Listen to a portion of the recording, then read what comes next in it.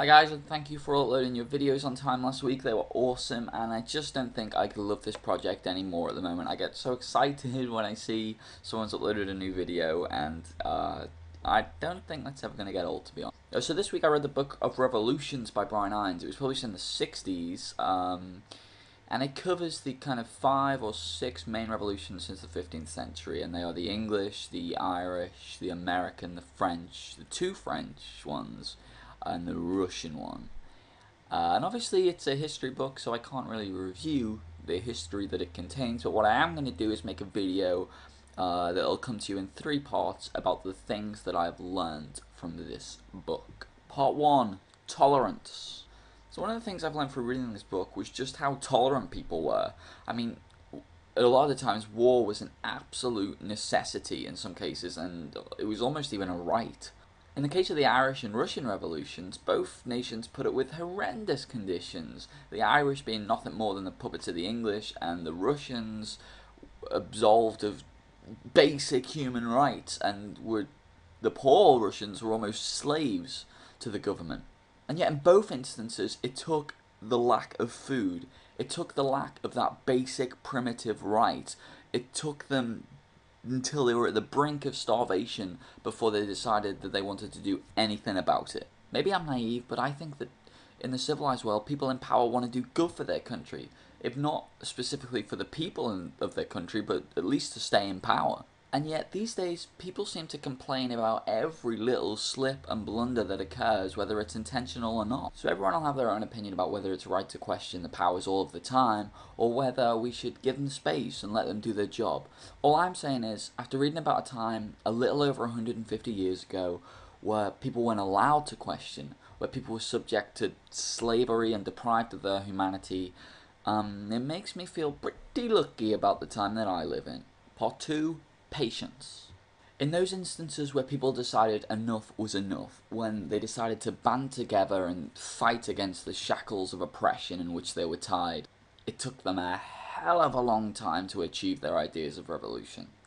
Take the English Revolution, for example. Many people say that the English Revolution started when Henry VIII founded the Church of England, and when he cut off Britain's ties with the rest of Western Europe, but more importantly, the hold of the Roman Catholic Church. This happened in 1535, and then just a short 154 years later, in 1689, William of Orange being elected as king marked the first time that a king was elected by the people and told exactly how to rule, thus ending the English Revolution. For over 150 years, a cause was fought, and today society is better for it. And the point here is that there must have been times when people forgot what they were fighting for. And they probably did. I mean, back then, people probably didn't even make the link between 1535, where the winds of change were a-whistling, and 1689, where something brilliant happened, something special, something different to what had come before. Part 3. Seeds, or metaphorical ones. So I said that the English Revolution began in 1535, and it did, but the idea of revolution started much earlier than that, 18 years earlier in fact. During the first half of the 15th century, the Roman Church ruled everything, and it went unopposed in every decision that it made, every action that it took was just accepted.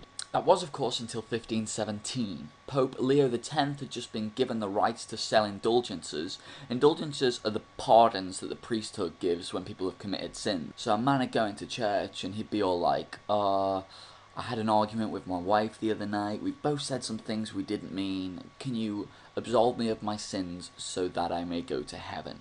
And the Pope would be all like, sure, but you know that money that you hardly have any of, and you know what little money you do have you use to struggle to feed your family.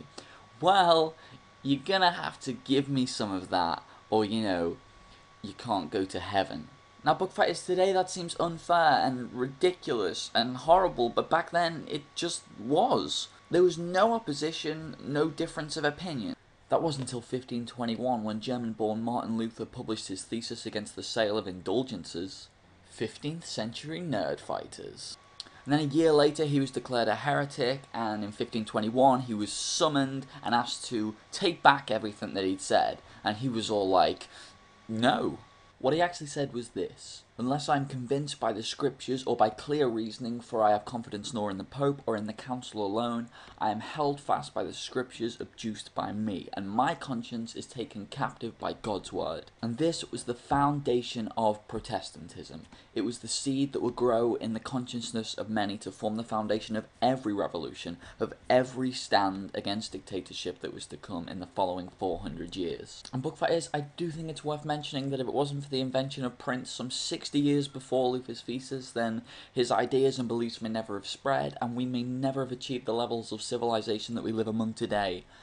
One more reason why books are awesome. Next week I will be reading A Game of Thrones by George R.R. Martin. It is the first in his long-running series of fantasy novels, A Song of Fire and Ice.